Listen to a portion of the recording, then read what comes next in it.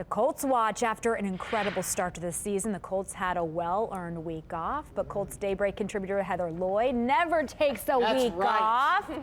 She's used this bye week to prepare a mid-season report card. But first question, did you get your Christmas lights out? I did. I did welcome. on Saturday. It was a beautiful day. Yeah. I was in a t-shirt. All right. I did tweak my knee. So I'm day-to-day. I should be fine by Sunday. Okay. No worries there, but bye week for the Colts, bye week for me, and I hope we all came out of it healthy, right? Isn't that the goal? Yes. So, anyway, for the Colts, the bye week is not just a chance to rest up and heal up. It's also a chance for some self-reflection and an opportunity to look at where you're at, what's working, what's not working, and what you can maybe change as the season goes forward.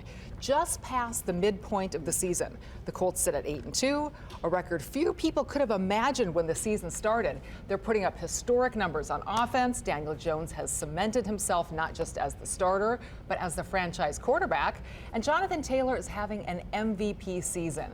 They made a blockbuster trade on defense with the addition of Sauce Gardner. They sent A.D. Mitchell off to the Jets. Bye. And Shavarius Ward is expected back possibly this week to further solidify the backfield. All good news, right? Well, not when it comes to the defensive line.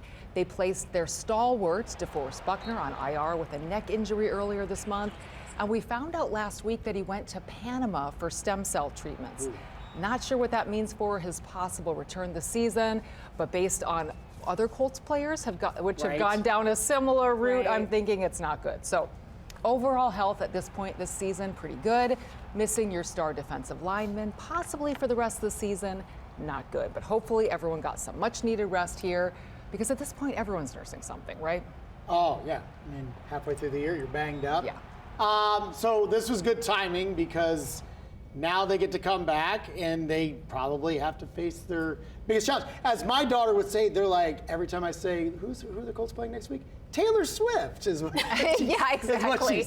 You got Taylor Swift on the schedule now, so get ready for that, right? Nice. Listen, I don't hate that Shane Steichen has had 2 weeks to prepare for the Chiefs.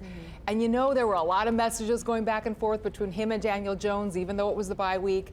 On Sunday, the Colts head to Kansas City to face the Chiefs. Now, here's a weird stat. The Colts are the only team Patrick Mahomes has not beat in the regular season. That is Let's hope that interesting continues. After that, they host the Texans, then head to Jacksonville, which has been a house of horrors for them over the years. Then out to Seattle to play the Seahawks. They're playing some pretty good football out there right now. Then home to host the 49ers on Monday Night Football. Then the Jags come here, and they end the regular season with a trip to Houston to play the Texans. So the first part of the season, the Colts really had one of the easier schedules in the NFL. They are now preparing to run the gauntlet with one of the tougher schedules and 4 division games in the last 7 weeks. So this is the gutted out portion of the season. This is where the Colts show us, themselves, and the entire NFL who they really are. So we're gonna learn a lot here. I like it. Now, at the beginning of this season, compared to what we had last season, right?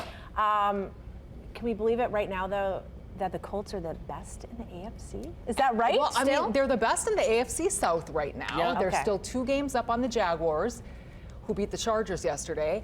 Watch out for them. 3 games up on the Texans, who beat the Titans. And yes, the Colts still remain at the top of the AFC, but now they're a half game behind the Patriots and Broncos, who haven't had their bye weeks yet. It doesn't seem fair, does it, that the Colts did not play and fell 2 spots in the NFL rankings, but that's just kind of how it all evens out in the end. So anyway, but that's why this stretch is so important, because if the Colts can stay at the top of the division and the top of the AFC, not only are you earning yourself a spot in the playoffs, you're hopefully earning home field advantage. Come January, playing in Lucas Oil Stadium in front of the home crowd versus playing in New England or Buffalo or Denver, it makes a huge difference. So everything the Colts have done and everything they're about to do is about winning now to set themselves up for a favorable situation in the postseason. I've accepted the fact that we can actually kind of start talking about postseason a little bit. But what blows my mind here is hosting a playoff game, not just maybe game, but games, plural. It's wild. It could all happen, right? I mean, and it's been a long time since the Colts hosted a home playoff game. Actually, since 2015. It's been a decade. The Colts hosted the Bengals at Lucas Oil Stadium in January of 2015. They won that game, then they beat the Broncos in Denver, then they went to Foxborough to play the Patriots in the AFC Championship game. We won't talk about what happened there. But again, wasn't that the Deflategate game? it's all about home field advantage. That's the lesson we don't want to here. talk about it. I'm ignoring you. In football, where you play matters almost as much, if not more so, as who you play. Absolutely. So win now Absolutely. to win later. Well, think about how many times we had to do that in the Manning years. We were just trying to fight so we didn't have to keep going back to New England. Right, keep going back to exactly. Pittsburgh. That home So, field, big, it's a huge big difference. It does. It is. Yeah. And now you'll be back next week to talk about the Colts win, right, against the Chiefs. Oh, that's the plan, back in the victory blazer. And you know, right now, November, you are setting yourself up. And then in December, you got to be playing your best football. Yeah. So So this second half is this is big. Huge. bigger than We're going to the learn first. everything we need to know about the O-line, about Daniel Jones, about the defense, even special teams. There are little question marks hanging out there Yeah, they amongst are. every part of lot. this team, but they've done some impressive things so far. So Heather, a pleasure. Thank you so much. Yeah. always good to be here. So.